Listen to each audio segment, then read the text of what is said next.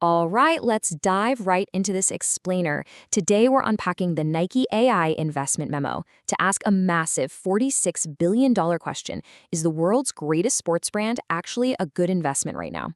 Look, Nike is a name that literally needs zero introduction. The swoosh is globally iconic. But behind that famous branding, the business fundamentals are shifting pretty dramatically. Today, we're taking a highly skeptical, completely data-driven look at the company. We're going to bypass the hype and figure out if the underlying financial engine is still humming or if this retail giant is simply running out of breath. To set our baseline, let's take a look at the financial reality hitting the tape. Nike's fiscal 2025 revenue hit a massive $46.3 billion. But here's the catch. It actually shrank by 10% year over year. And even more concerning, their net income took a really steep 44% dive. So, a company historically known for relentless compounding growth has recently hit a bit of a wall. To understand why this is happening, we need to quickly look at who's exactly been steering the ship. Zooming out, Nike's history is pretty much defined by distinct leadership eras. For decades, founders Phil Knight and later Mark Parker drove some truly visionary product innovation. Think the waffle sole, Flyknit, and a booming international presence. But recent years under John Donahue brought a completely different story. He took over right at the onset of COVID in 2020. Now, initially, digital sales spiked, but that quickly morphed into severe supply chain issues and a massive inventory glut. Basically, it transitioned Nike from an era of proactive innovation into one of reactive crisis management. And that prompted a major leadership shakeup, with veteran executive Elliott Hill returning as CEO in late 2024 to try and clean things up.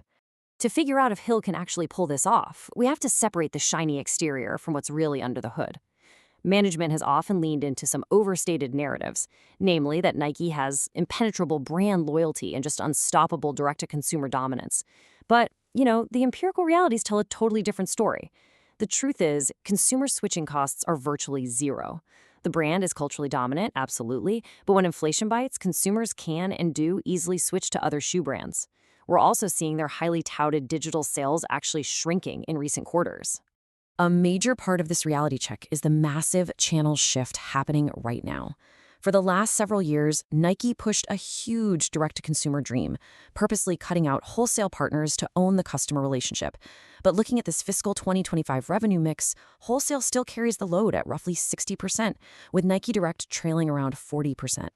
Because of excess inventory and the immense cost of doing it all themselves, Nike is now actively pumping the brakes on that direct-to-consumer dream. They're returning to reliable wholesale partners to help move product and protect their margins from really heavy online discounting. This loss of momentum becomes incredibly stark when we look at these Q4 2025 sales figures. Agile competitors are surging ahead. Adidas jumped an impressive 19%, while Nike shrank by 9% in that exact same macroeconomic window. And it's not just Adidas either. Niche running brands like Hoka and On are surging, capturing the market share and the consumer spotlight that Nike has recently dropped, mostly because their product innovation pipeline just got a bit stale. So what does this all mean for the bottom line? Nike posted a 20.2% return on invested capital for fiscal 25. Now, on the surface, this metric shows Nike still generates value well above its estimated 8 to 10% cost of capital. That's definitely a sign of a strong business. However, context matters here. That 20% figure is actually down significantly from past highs, where Nike used to comfortably hit near 35% ROIC. Ultimately, this means their profitability is feeling the squeeze of all those heavy markdowns required to clear out unsold shoes. Section 1, the Win Now strategy, turning the ship. New CEO Elliott Hill has launched a highly aggressive initiative called the Win Now Plan. So how exactly are they fixing this? First, they're right-sizing classic franchises. This basically means pulling back on saturated, overproduced lifestyle shoes like the Air Force One and the Dunk to rebuild scarcity and demand. Second, they're heavily focused on clearing out that excess, stale inventory to stabilize profit margins. And third, they're completely restructuring their internal operations.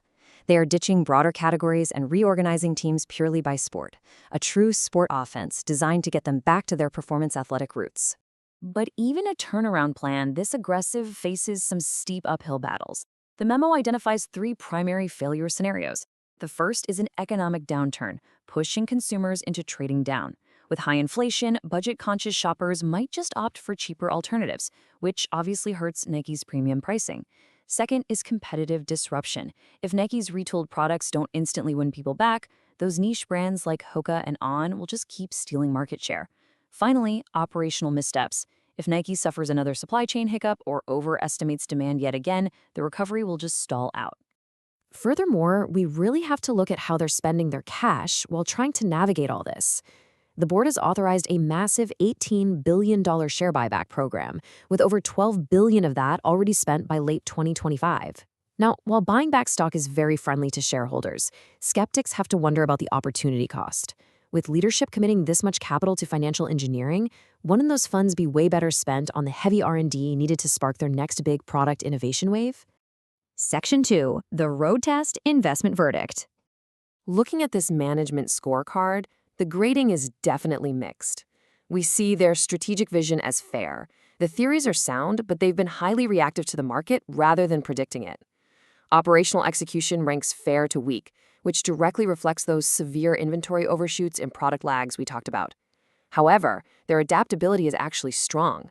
Management has shown a real willingness to pivot hard under pressure, recently replacing 11 out of 15 top executives. But while their adaptability is commendable, the historical execution gaps make this a wait-and-see situation rather than an automatic buy. Ultimately, the memo leaves us with this sobering reality check, and it's our key takeaway for today. Nike is currently a good, not great business in transition. Nike possesses phenomenal brand equity, massive global scale, and incredibly deep pockets. But the business fundamentals right now simply don't clear the bar of an exceptional investment. We really need to see concrete proof that the win now strategy is actually accelerating full price sales before treating the stock as a sure thing. I'll leave you with this provocative thought to chew on. Does nostalgia for the world's greatest sports brand cloud the reality of a business needing a massive turnaround?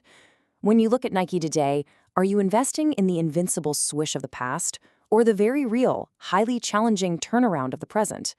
Thank you for joining me for this explainer, and I hope it helps you view the market just a little bit more clearly.